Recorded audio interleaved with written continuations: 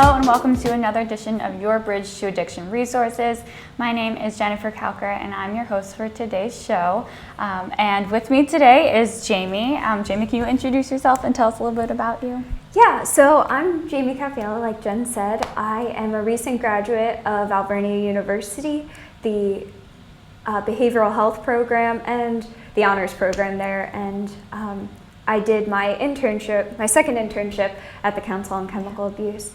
And I also got a short-term position there because of the internship, like an independent contractor position. So you've been active with us for a while now. Yes. So can you just tell me a little bit about what you did with your internship and your work at the Council on Chemical Abuse? Yeah, so my internship, I was with the prevention staff, and I got to experience so many things over my 200 hours there. I got to be in the classroom with the prevention specialists, and that was teaching the life skills training to mostly sixth graders. And then I got to see tobacco cessation classes, smoking cessation classes, and I got to go to some health fairs and just like school job fairs and things like that. And it was really cool to interact with Berks County and the community.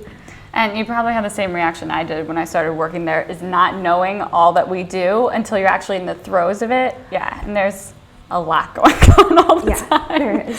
And while you were interning with us, because you were there 200 hours, you were there a decent amount, you were also doing your thesis, right? Your honors thesis. Yes, I was. Which we got to learn a little bit about.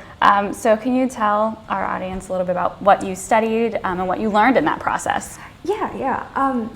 So like I said, I was in the behavioral health program, and my concentration was addiction studies. And along with it, substance abuse addictions, I'm also interested in process addictions, such as like eating disorders and gambling and sex. And so my thesis was entitled Binge Eating Disorder, Disordered Eating or Deadly Addiction. So I looked at the similarities between the symptoms of substance use disorder in the Diagnostic Statistic Manual and the symptoms of binge eating disorder. So, I ended up writing like 25 or so pages on it, probably closer to 30. Yep, and then you have to do your defense and ask all these questions. So that went a lot better than I thought it would, so I'm happy to talk about it and answer any more questions that you want. So what sparked your interest in being in the behavioral health field? Because you're really involved with your internship, with your thesis, it all kind of ties in together. So what kind of got you interested in doing this? Well, I'm super interested in addiction just because I've had a lot of personal experience, like family history and things like that, involving addiction.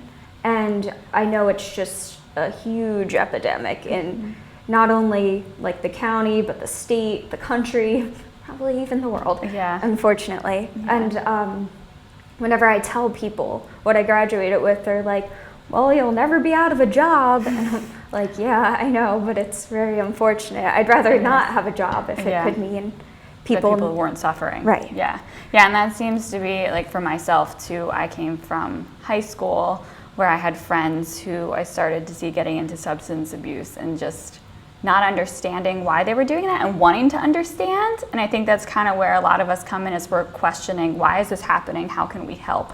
Yes. Because that's what we want to do. Ultimately, we want people to get well.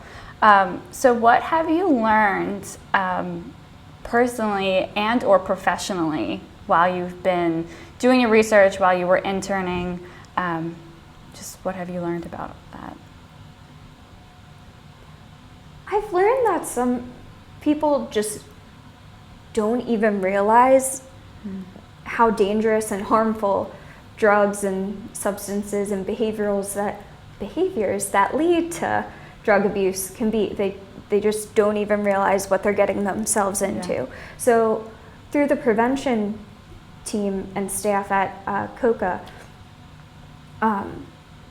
like educating them at like the beginning stages of everything is so important.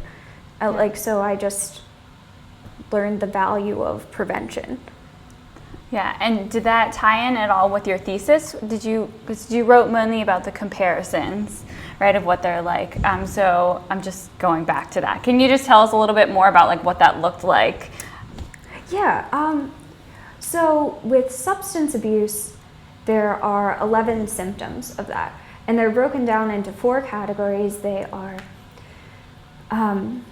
impaired control, social impairment, risky use, and pharmacological criteria. So I reviewed a lot of literature on binge eating disorder and tried to pick out where the symptoms would fit under those 4 criteria.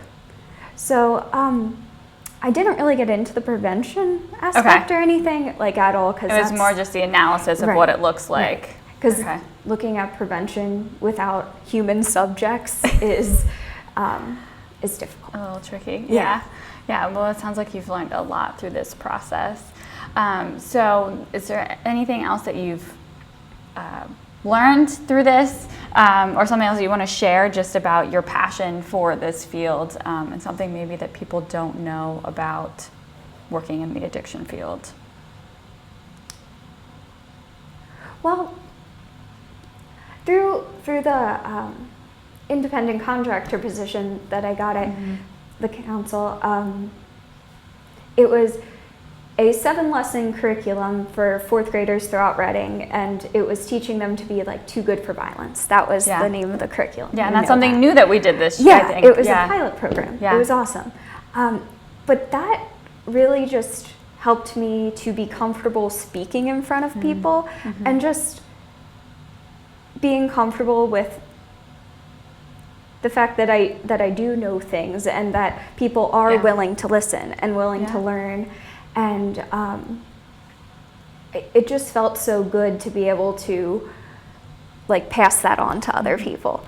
Yeah, no, I remember one lesson that I wrote, asking review questions either the next time I saw the kids or that day, and them answering, and they actually knew what we had talked about. And it's really exciting because it is, like we talked about earlier, educating people, children included, because they don't understand. And especially for kids, there may be a lot of anger in their family or addiction in their family, and they don't know what to do about it. So it does take a lot to just understand that you are knowledgeable, which you obviously are with all you've done, and then being able to share that with them. Yeah, that's a great experience. So is there anything else that you want to share before we wrap up our interview? Did you enjoy doing the Too Good for Violence? You were with 4th graders. Yeah, I was with 4th graders throughout the Reading School District. It really, really helped me with being comfortable in front of groups of people. Actually, when I presented my thesis, I said to the honors program director, I said, I might just act like you guys are 4th graders just to make myself a little bit more comfortable. She laughed about it. She knew I was kind of joking. But it made me a lot more comfortable speaking in front of groups, and I think it made me be able to deliver messages more clearly, which is really important when I'm trying to help people. Well, thank you so much for taking the time to talk to us about what you've done, and I wish you the best with your future endeavors since you're a graduate now and working in the field. Thank you. It's great. So thank you for tuning in to our show, Your Bridge to Addiction Resources with the Council on Chemical Abuse. If you want more information about what we do in Berks County, you can reach out to us on our website at www.cocaberks.org or call us at 610-376-8669. Thanks so much for tuning in. Check back every week for a new story with Your Bridge to Addiction Resources. You can call 610-376-8669 or visit online at cocaberks.org. COCABERKS.org. Be sure to like and follow the Council on Chemical Abuse on Facebook and Twitter.